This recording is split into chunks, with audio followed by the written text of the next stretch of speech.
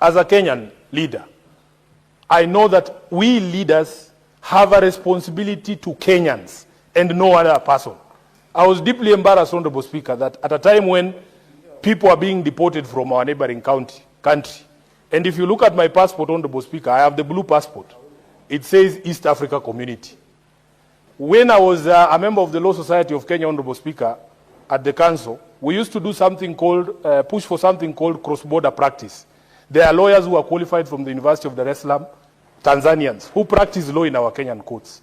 There are students at the Kenya School of Law from Tanzania and from Uganda.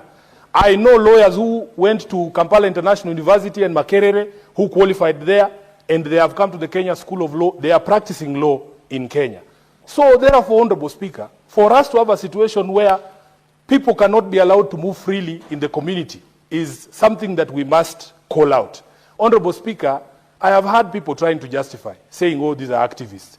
Activism in itself, Honorable Speaker, is not a crime. I know Tanzanian law, there's no law that says activism is a crime, Honorable Speaker. So for me, I was deeply embarrassed to see our Foreign Affairs Minister, who should be our foremost defender, adopt a very nonchalant, a very laid back, a very lazy attitude yesterday on Citizen, Honorable Speaker, that he has not even summoned the Tanzanian ambassador to ask him what was the reason why these brothers of ours were expelled. As we speak, there are Kenyans whose whereabouts are still unknown. Just show some concern for your countrymen. That is the job that you are given to do, Honorable Speaker. So I was a bit disappointed. And we need to, as a community of nations in East Africa, we must, Honorable Speaker, call out dictatorial tendencies whenever they emerge, because we are all brothers. If you ask Senator Eddy at his border in Isebania, people trade and cross over freely. We are brothers and sisters, and we cannot allow a situation where we have Kenyans being deported. At least when I was deported from Angola, I took it in stride. By the way, nobody in government bothered, Honorable Speaker. But I was okay, because me, I can take care of myself. Plus, Angola is far away. We don't share any borders.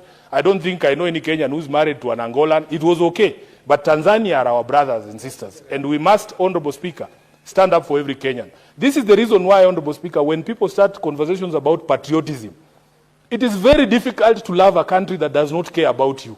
That I know that if I am in a quandary somewhere outside Kenya, the Kenyan government, or at least the CS for Foreign Affairs, will not care what happens to Sifuna.